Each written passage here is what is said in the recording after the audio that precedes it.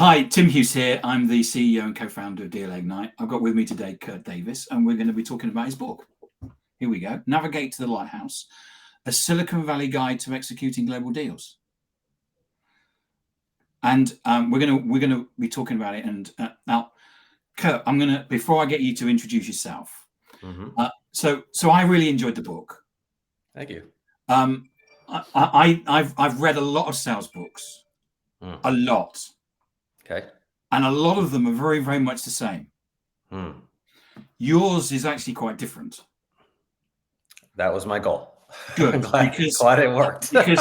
because what you do is you talk about business and a startup and how you basically need to align a startup to enable you to do certain deals. So it's not just about selling, it's about making sure, and we'll talk about this in a moment.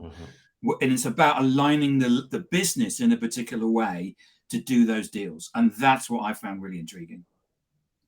Well, perfect. That was the purpose, and I'm glad you identified that. And okay, good. And I hope. And that's what I really enjoyed, Kurt, about it was that you're and I built this spreadsheet, and I did this spreadsheet because of this, and because of this, and this, and this, and this is what we got from it. And that was wow. It's that So anyway, Kurt, introduce yourself. Tell people where they can get hold of you.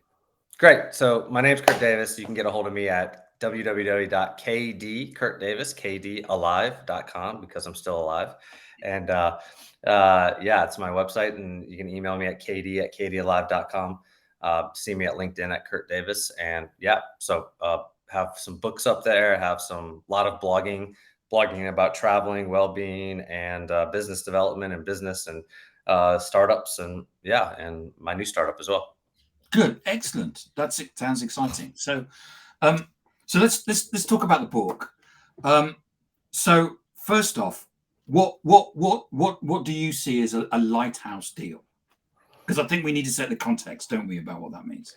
Yeah, a lighthouse deal is a symbol. It's a deal that kind of shines a light on a larger market opportunity where there might be more similar deals. But what it really is it's telling you this is the deal, a deal I need to get to cross the chasm. Like I'm stuck in a certain market. I can't seem to leap over the proverbial crossing the chasm book. I can't seem to leap that chasm. What do I do? And there's a deal out there or two or three that you think you can get, and you're not sure if you should go for it or not. And that is the lighthouse deal. And any one of those two or three could be the lighthouse deal, but you got to get one of them. And the Jeffrey Moore book, Crossing the Chasm, if people haven't come across it, is an excellent book to read. I certainly really recommend it. Sure. And one of the things that you do is that you don't just go, right, there's a lighthouse deal, I'm going to get on my horse and I'm going to ride over there and I'm going to kick some doors down and stuff. You actually said, right, let's take a step back, and you created a territory plan. So you actually thought about what you were going to do. So talk us through. So before we're going to go and get a lighthouse deal, what do we need to do to actually plan to do that? Well, think. My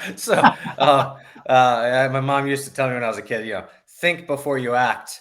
And because I used to act first, so that really resonated. So I don't know, I didn't always do it even as I was older, but made me really think sometimes. So think about like, okay, well, maybe if there's this deal, and maybe if we're in contact with them, there's more deals like that. And so, but is that really a deal we should spend time on? Like, is there a logical reason for that company to be working with us, or are we just going to go, chase up a tree for the next 2 years and get nothing? So I think what you want to do is spend a little time analyzing and make a spreadsheet of the craziest deal you could find to the most logical deal, and say, okay, and then see if you can categorize that and say, well, here are some reasons they might do this deal. Here's some reasons they may need this technology. Here's some reasons they might need a geography that we have that they don't. And here's some competitive reasons they might want to do this. And you can quantify those, and you make that little Excel sheet. And then you might start to say, wow, that deal that seems really far out there, that massive deal with Apple, actually makes a whole lot of sense, like based on this kind of thoughtful framework you put together. And And then you can start to say, okay, well, based on this, I've convinced myself, which I always say to people, convince yourself that it makes sense before you go do it. Because if you're not convinced that this deal is going to work, it's going to show in your discussions, right? You're going to be like, well, maybe we could work together. But, you're going to be like, no, this really makes sense. Like, I'm telling you, I've done my homework. You need to use this. Like, I'm here because it's my time too. And so, like, and so you do that analysis and it convinces yourself that these deals make sense. And then it convinces yourself that, like, hey, let's go put in that effort to And convince these are them. deals, like you said, Apple, Sony. I'm trying to remember some of the other deals that you did. Microsoft, Yeah, Spotify, yeah. Facebook, Clash of Clans, like, lots of these digital media companies we worked with. And some of them were obviously logical, but some of them we didn't have any idea if they would talk to us. So yeah, convince yourself and do the work, um, and then lay that foundation and put that story together that you want to tell them. And that takes time too. That's also in that planning phase. Uh, So I was going to ask you about, so how do you navigate to the Lighthouse? Because it's about, you talk about coming up with a story, because you tell a story about, you were at a conference and you just happened to be I think you were at the bar or something, and you said to the person, so what do you do? He said, I'm the CEO of Sony or whatever. It was one of your Lighthouse things. And it was like, and you had 10 seconds. yeah, 10 seconds. Like, None of this elevator pitch stuff. You needed to be able to say, well, I want to come and see you because of this. And he said, no, I'm not interested. And but you need to see me because of this. And it was 10 seconds. And he took his beers and he was gone. yeah. Yeah. So But you I got the think meeting. I think what you have to do is you have to be prepared, especially when it's a little different world now post pandemic. But when you're sitting there in a group in a networking situation, and it's not always the case, even if it's like an introduction, you have a very short amount of time to get somebody's attention. And especially if they're being hounded by other people. And so if you happen to, in this case, by chance, sit next to the CEO of King, it was King.com, which later Right. got sold to Blizzard or Activision, I think. And it was like, well, I don't need you. And I'm like, well, I think you might need me because what you're doing doesn't actually work. And here's why. Like, here's Yeah. what we're doing that's better. And he's like, that's interesting. Give me your card. I'll make sure we follow up with you. And but I had that already kind of scripted in my mind before I talked to him. And I knew what really the clear differentiators were with our competitors. And so that was able to get us a good solid meeting. And we did later get that deal. And our European team actually, I think, ended up bringing that one home. So yeah. So I think storytelling is a big thing. And when you storytell, there's a few things to think about. But if you look very high level, you always want to make sure you establish credibility with the people you're working with. I always call it the 3 C's. It's like credibility, capability, and competency, right? So, or you can flip it like, hey, I'm a credible person. Okay, I got you. Like, here's why. Like, we have these good investors, blah, blah, blah. We are competent. Like, we know our differentiators. We know what's different. We know why we're good. We can execute. We've done it. We've done it with these great companies. We've already done it. If you can put that in a sentence in 15 seconds, then you can grab somebody. And that's your call it cocktail pitch. But that same pitch is the basis or the skeleton to going deeper into your sales pitches, into your presentations. And it really just layer in what you want to do. And as your RFPs get bigger and bigger, you just use that same template and go deeper. Well, really, what is the competitive advantage? Well, let's look at the technology. Let's dig deeper. Let's look at scalability. Let's look at security. Let's look at all these other things. And so you can start at that high level framework and go deeper. And we talk about that in chapter, I think, 4, storytelling. Yeah, and it's there's an awful lot of it's become one of those words which has become overused, but it's in its essence, it's so important, isn't it, to have that story?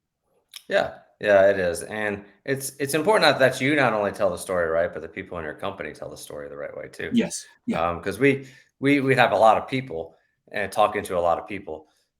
Sometimes it was by chance. It was like engineers' friends, or this product manager was out like doing something, and they were talking to a friend who worked at that company, and we just were happened to work on a deal. And so, especially in that small knit San Francisco area where everybody was talking to everybody, we actually had to verse everybody up on what to say. Because that's what I was going to ask you, which was that one of the things that comes across in the book is that team selling was a key component. This Yeah. wasn't this isn't Kirk Davis the lone wolf. This is Kurt that's actually given thought to the sales process, but is also realizing that there's something bigger than this, which is, you said earlier on, the European team did this. Right. So what is it that you got? What was it that you were able to install into the team to get them to understand what the goal and the prize was, which was ultimately to do these Lighthouse deals? I think uh, I think I it's didn't when prep you on this you question, by the way. I forgot, but I think it's so important. yeah, I think what happens is you uh, eh, when you're in an environment, obviously at work, and you're looking at, well, revenue's growing, are we closing deals, and everybody's part of that. They see if it's happening or not. And so, like, what we really did was say, look, here's we would put everybody, we do a team presentation or put everybody in a room and say, look, this is the strategy, this is what we're going for, this is what the sales guys are pitching. Now we have to deliver that on the this is really enterprise sales Mhm. at its finest. um, and we have to deliver products that allow the sales team, which I would always call the messenger team, to actually deliver. And so, but I was like, we also have to have the ability, because we had a small sales team. Like, we only had a handful, two or three, one person, it's like, two people in Europe, one person in Japan, and so, and they were interfacing, but really what we end up having is product engineers and a bunch of people going with the sales team. So while the sales team or the salesperson was working on 15 or 20 deals, he couldn't go deep into any deal very, very deep, because then he would drop the other deals. So he actually needed a lot of support. So in some cases, that's technical sales manager role in a lot of enterprise sales company. But we did it differently. We would bring a whole team in there.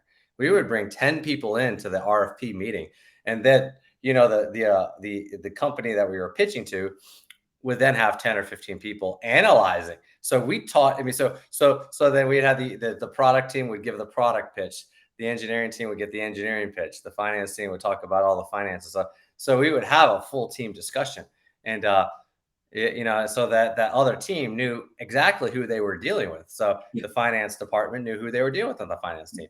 If we had a product issue, the product team could jump in, and they would be back channeling with the product team. And the sales guy wasn't always point. Like, stuff was happening, communications were going on behind the scenes, but the team all was versed up on what needed to be done and what needed to be said.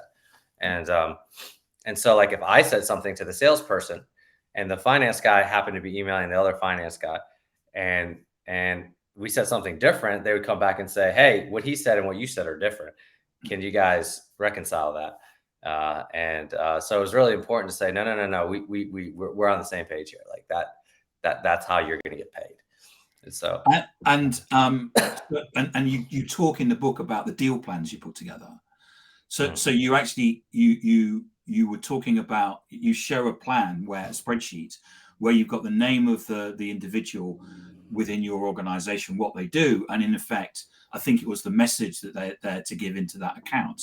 So as you said, in the RFP process, it wasn't just Kurt working till 3 o'clock in the morning, filling it in and sending it in and hoping. It was actually, there was a whole team there. yeah, right. I mean, it takes teamwork to make the dream work, right? And so, like, it's also, you can't know everything either as a salesperson. Now, over time, what would happen is we had such a large repository of information that I would, the sales or the sales team would be able to fill in most of that work. So as we started to really build up that repository, after RFP 1, RFP 2, et cetera, et cetera. But initially it was everyone having to contribute, and what it did is it made us better. Those RFPs really got us to think, how can we perform our best? Like, this is what we've done is not our best. It's not what we need to be at that caliber. And so we learned a lot through that process, and each individual team member started to learn a lot. And so it upped the game from everybody on the team. And that was really important. So one of the things that you did, you worked in different markets, and you actually talk about the details. So just give an overview about some of the markets you worked in and the differences that you've seen, because you worked in Japan, didn't you, or something?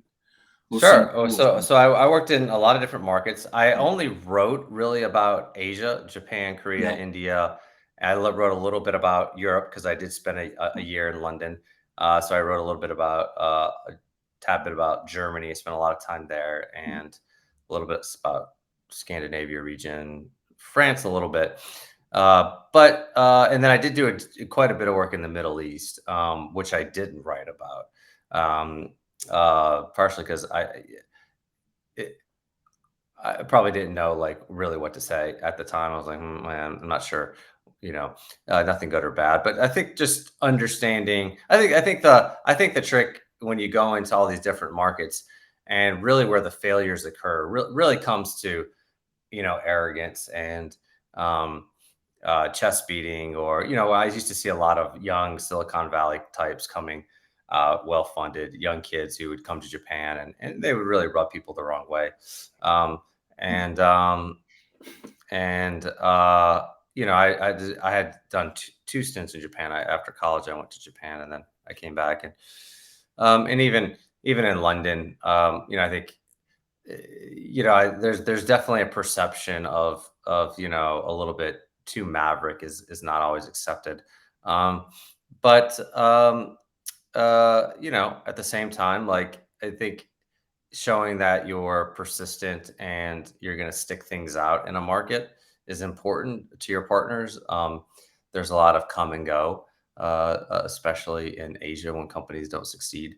Now the world is different because there's so many companies being seeded and funded that compete with U.S. companies, right? So in the blink of an eye, some company in the US gets knocked off in Europe, right? Because Index Ventures is like scouting all the companies and they just find the German company that knocks off DoorDash, right?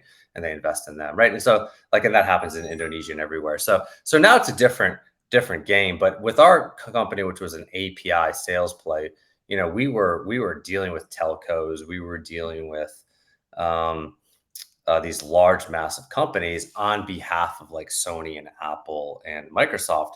And so we actually had a reason to be in all these markets and talking to them.